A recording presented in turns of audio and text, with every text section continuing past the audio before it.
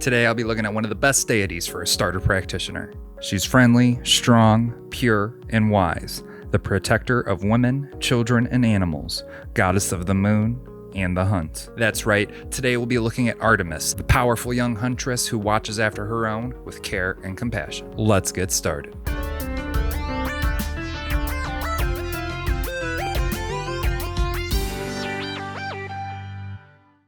Love and light, death and darkness. I'm Jordan from Grimwire, and this is the series where I'll be looking at different deities, their personalities, and how we can work with them. Today we'll be looking at Artemis, who I kind of think of as like Hecate's and Lilith's younger sister. She's a little more cheery and happy, but she still will definitely fight you, and that's if she's in a good mood. Otherwise, she'll probably just devour your soul. All jokes aside, let's look at some symbols and qualities that she has, and then I'll go on to a few ways of working with her, and then stick around to the very end to find out if she's the one calling out to you. But before we go any further, have you ever had any experiences with Artemis? I heard she's been pretty active lately. Let me know in the comments.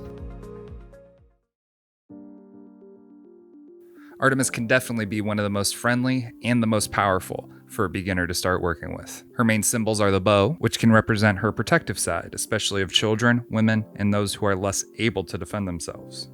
She's also the goddess of the moon, thus magic, meditation, divination, and other spiritual abilities. And her two most common animals are the dog and the deer, representing wilderness and nature, the primal side, and just letting go. So with these three characteristics of protection, power, and passion, she's just all around great for a general guide deity to either start your journey or deepen it a little bit. Personally, I work with Artemis through my tarot deck and meditation. I also call on her when giving any sort of advice or guidance, such as doing readings for other people. I think it's worth noting that Artemis is famously a chaste deity, one who doesn't respond to sexual energy very well. So I wouldn't necessarily recommend going a tantric or sex magic route with her until you get to know her presence well enough to ask yourself. There's story after story of her choosing of her own free will to remain non-sexual, so that's something that I've always respected. So if you're somebody who's completely new to working with deities, there's a few things you can do, but honestly the easiest is just prayer, meditation, reaching out to them, however you think of it, whatever you'd like to call it. Just think your thoughts and let them flow, almost kind of like you're telling a very understanding big sister. If you get confident with this, if you ask and make room for a subtle presence, over time, it'll become easier and easier to feel a response. At first, it might just feel like you're imagining that response yourself, and honestly, that's kind of how it should be. But over time, it becomes more and more a reflex, where the energies and subtleties you feel in response are much easier to interpret, all the way up to the point of them being images or visions, ideas, or sudden understanding. You could also try to communicate through any sort of divination. Like I've mentioned, tarot cards, but there's also pendulums, runes, tea readings, and a whole bunch of stuff. Because our energy is so close to other popular goddesses, sometimes it can be difficult to tell them apart. In general, the tip is just never to stress. If something's calling out to you, work with that instead of looking for, which manifestation it could be. But if you are getting that draw to the darkness, to magic, to the moon, there's a few deities that could be responsible. If the scene you're getting is nighttime, moon bright in the sky, shining down through the trees as you peacefully sit with the animals in nature, this energy is closest to Artemis. You may be seeing deer that stick out to you, or intense dreams where there's a certain guide or energy that you're following.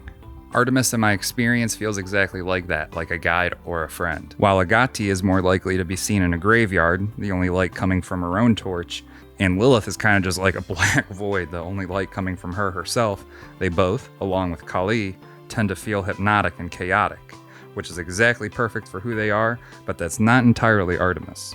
Artemis is the huntress, calm, patient, knows exactly when to strike, but she knows how to let loose, to run through the forest barefoot at top speed, and how to harness her anger in productive ways. She's the protector of the innocent, yet she understands that death is just part of the cycle of life. In order for new life to be sustained, old life, everything must eventually die. That's all I can really think to say in my own personal experience, but what do you think? Do you agree or disagree? How does Artemis feel to you? How has she appeared to you? If you're new to the channel, go ahead and hit that subscribe button, click that little bell icon. That way you can keep seeing and learning about all different sorts of religions, paths, and cultures. Thanks for watching, friends. I'll see you around.